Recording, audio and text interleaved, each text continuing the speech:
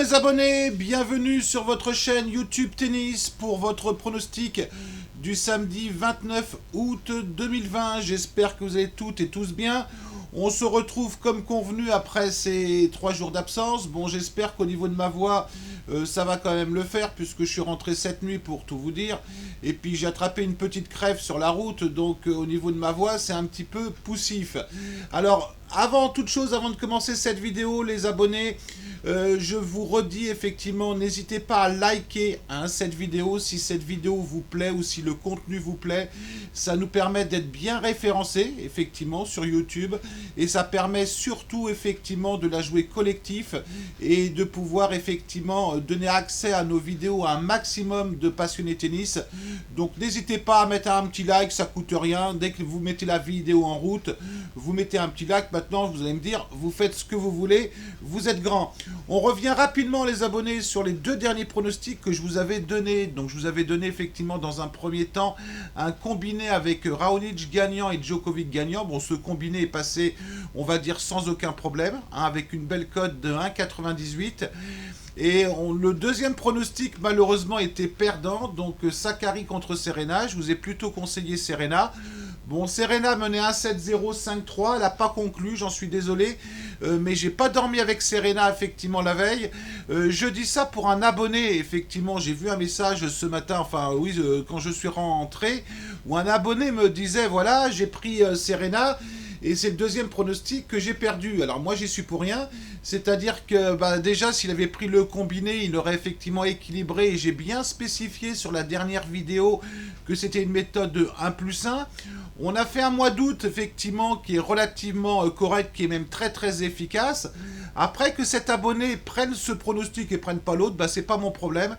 Je le dis tout à fait honnêtement et sincèrement, j'apprécie beaucoup effectivement les commentaires négatifs, mais j'y réponds tout aussi bien, c'est-à-dire que vous êtes responsable de vos mises, c'est-à-dire que je vous propose gratuitement mes pronostics. Après c'est gagnant, tant mieux, c'est perdant, écoutez, il faut pas lancer, tout simplement. Il y a toujours un risque dans les paris sportifs. Bon, maintenant qu'on a parlé de ça, je vais vous proposer effectivement le pronostic pour la journée d'aujourd'hui. Alors soyez très très prudents en mise une nouvelle fois, les abonnés, pour la simple raison que depuis 3 jours, je n'ai rien suivi du tennis. Donc j'ai regardé un peu, si vous voulez, ce qui s'est passé. Donc effectivement, on a une Osaka, effectivement, qui fait un tournoi tout à fait correct, puisqu'elle a commencé difficilement contre Muchova. Elle a battu Jan Stremska, elle a battu Kontavet difficilement, et puis bon, effectivement, elle était assez convaincante contre Mertens.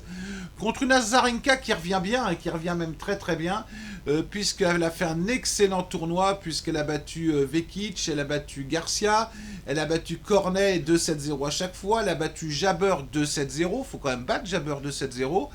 Elle a battu Konta effectivement 2-7-1 après avoir été menée 1-7-0.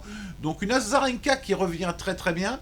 Ce match-là, pour moi, est même encore plus important qu'une finale parce qu'il y a l'US Open qui arrive d'ici quelques heures. Et je pense vraiment qu'Osaka, si vous voulez, veut avoir une confiance, un plein de confiance maximum avant effectivement d'aller jouer l'US Open. Azarenka, je dirais, elle a fait son tournoi, donc elle n'a plus rien à perdre. Il faut faire gaffe sur un match comme ça. Au niveau des confrontations, on a 2 victoires Osaka et une victoire Azarenka, mais faites gaffe parce que la victoire d'Azarenka, c'est une victoire sur dur et on joue sur dur. Donc on a effectivement une cote pour Osaka de 1,44.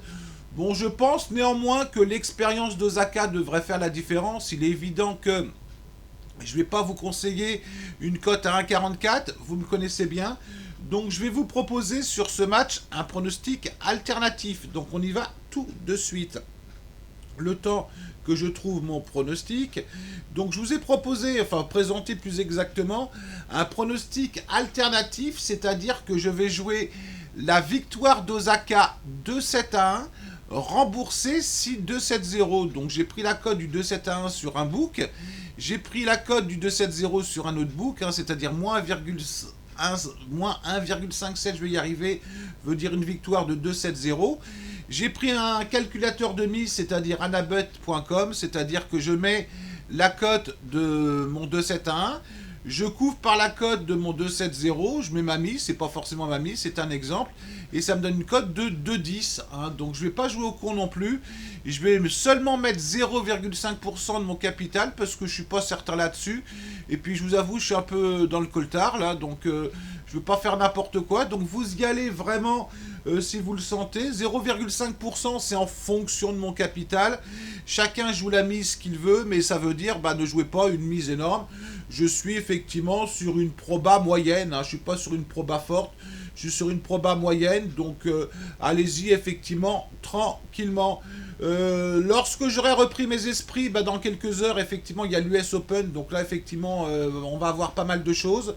Donc sur ce, je vous souhaite un excellent samedi à vous toutes et vous tous, et je vous dis à très très vite, mes abonnés. Allez, ciao!